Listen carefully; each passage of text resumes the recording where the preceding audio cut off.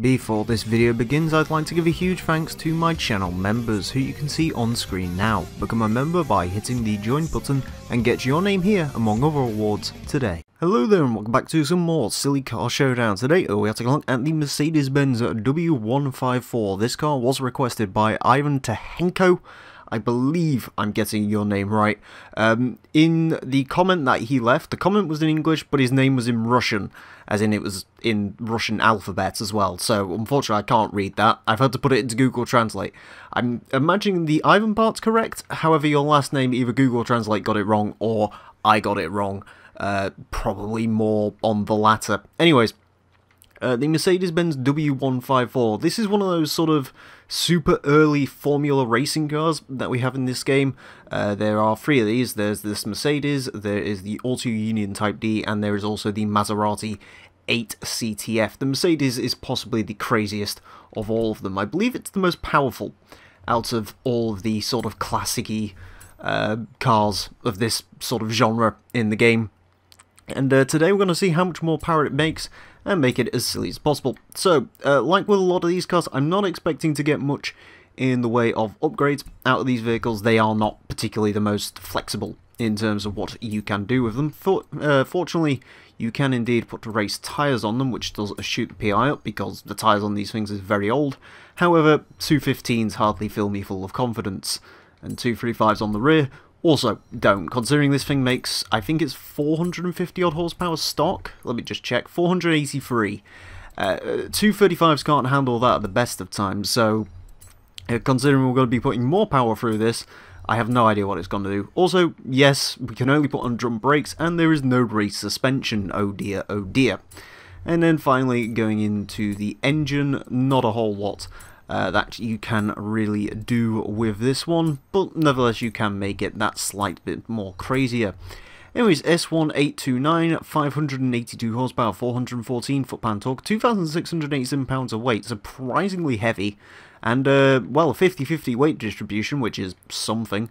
2.5 seconds to 60 and a top speed of 231 miles per hour, the game reckons. I don't doubt for a second it will be quick in a straight line. What I do doubt is whether it will be controllable going around the bits that go in between straight lines. You know, I think they're called corners in most circles of the world. Something that was kind of not known to 1930s German Formula racing cars. So anyways, let's get this one on the track and see how badly it ends. So here we are on the starting grid with our Mercedes-Benz W154 ready to set 5 laps to see what time it can set. Our current leader is the God TL Lotus Elise GT1, that's at a time of 131.226, if I remember correctly. This car is incredibly unlikely to beat it. In fact, I will eat my shoes and my house and my Xbox if this beats the Lotus, which it won't, so don't have to worry about that. In terms of where this car is going to go, I honestly don't actually know. The only things we've really had, oh god, understeer. The only things we have that can remotely compare to this is stuff like the Alfa Romeo Giulia TZ2, which set a time of 151.814. There's the Bentley as well, the Bentley with the V10 engine, that set a 156.54. I'm imagining somewhere in between there. If I can get like a 153 with this, I'll be happy. A 152, I'll be pretty amazed. Then anything beyond that, I'll be gobsmacked. Yeah, I'm not expecting massively great things from this vehicle, it has to be said. Having driven quite a lot of these stock, they are not good cars to drive at all. They are not remotely good cars to drive. Because you see, the problem with them is, you have a car which is from the 1930s, which has 1930s brakes and suspension and tyres, and sure, while it is racing stuff from that era, it's still from that era. You have modern day speed. You know, these cars stock are pumping out 300, 400, 500 horsepower. This one in particular, you know, you saw the statistics before we started building it up, it's about 470 horsepower. That's a lot of power to stick through a car like this, and especially considering, you know, it's running 195 tyres from 1930. yeah, it really is a hell of a lot of power to put through a car like this. And, you know, even with some basic improvements, it doesn't make them much more controllable. I mean, you know, you saw we put race tyres on it, sure, but they're only 215s up front, 235s in rear. I mean, the CRX that we built, oh, I've given away one of the cars today. Oh well, there's a CRX coming up. That has 225 tyres on it, and this has 215s. Yeah, you get my point, and that's like a small Econo box with a 1.6 litre engine, and this is a giant old race car with a V12. So yeah, it's kind of, it's not great. The other issue is on a course like this is, well, while modern day straight line speed is great, everything around this car has more than modern day straight line speed. You know, while this is modern day fast, the cars that we take around here are modern day berserk. You know, and this is running, what is it, like 700-ish horsepower? Well, oh sorry, it's 570 something. I mean, you know, most of the cars that we have around here are pushing 700 horsepower or more. The cars I've compared this to, the Bentley was pushing 1200 horsepower, the Alfa Romeo was 700. You know, even cars around it, stuff like the VTEC Cadet, that was 500. The Sprite, granted, you know, power isn't everything, and power, you don't want too much power, because otherwise you make a car uncontrollable, and a car like this, it's very easy to make a car like this uncontrollable, but it's just not really upgraded enough to make much of an impact. That is a slightly quicker time, a 158.270. Currently, if it doesn't beat the Bentley, then it will be the slowest car we've ever had. There are things that aren't cars we've had. Of course, the Peels, which I don't really class as cars because they have 3 wheels, and the Unimog, which is a truck. So the 156.054 set by the Bentley is really the time to beat for this vehicle. If it doesn't beat that, then yeah, we will have a new slowest car ever.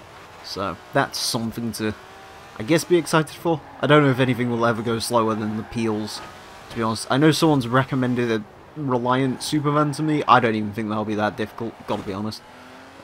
Really don't see that one being an issue. Actually learned to drive that one quite well during Horizon 3, so now I'll have much issue with that in this game, but remains to be seen. Right, on the brakes, and the problem is as well, again, as I said, it's not massively quick. Where would you usually make up time in a car which isn't massively quick by today's standards? Oh, you do it through the corners. Well, there's a slight issue with that. It doesn't really corner, because it has 215, 235 tyres, and it's incredibly understeery.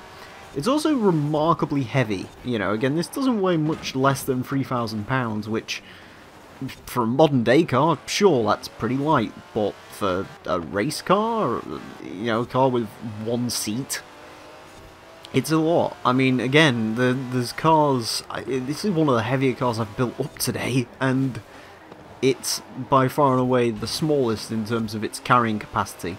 Granted, in terms of its stock engine, I believe it's by far and away the biggest vehicle here today. It's the only 12-cylinder that we have, so that's something.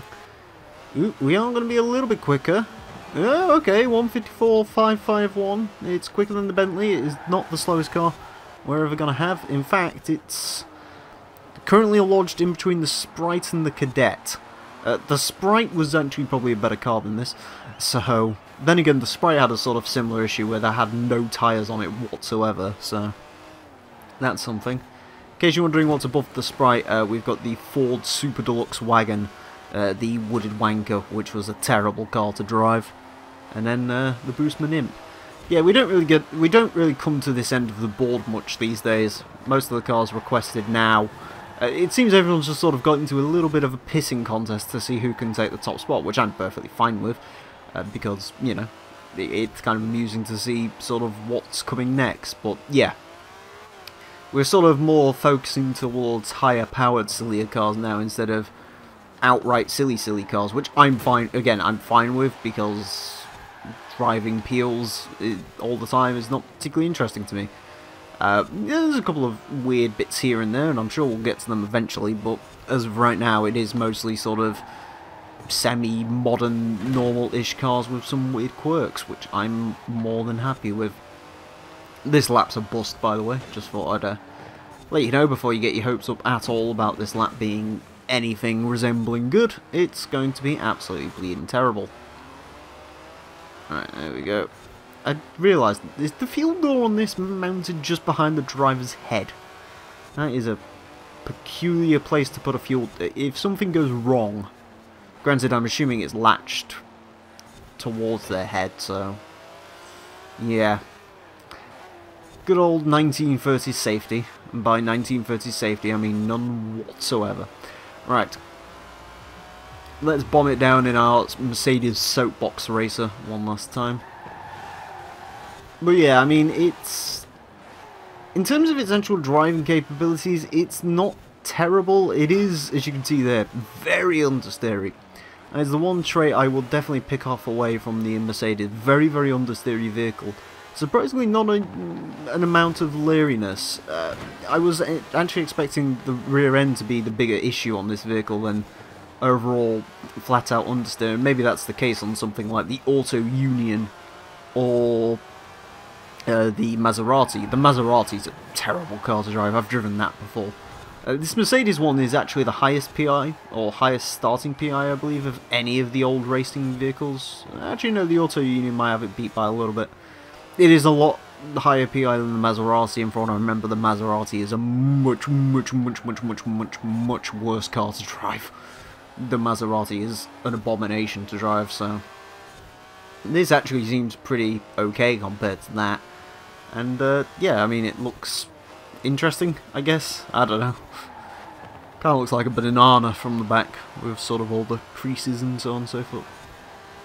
Also, I have no idea why. I kind of know why, but at the same time it does look a bit goofy, the fact that they put lights on these bleeding things. Whoa, that's not what I wanted to do. God damn it. I hate doing that. I don't know why reverse is a... well, I do and I don't. I kind of like reverse being an acceptable gear while you're manual transmission, but at the same time, I do that every now and again. That does happen. That's probably cost us about a second or so, so if this doesn't go any quicker this run, you'll know why. Then again, I don't know if we was on for going any quicker. I think it just got a really lucky lap on that 154.551 lap.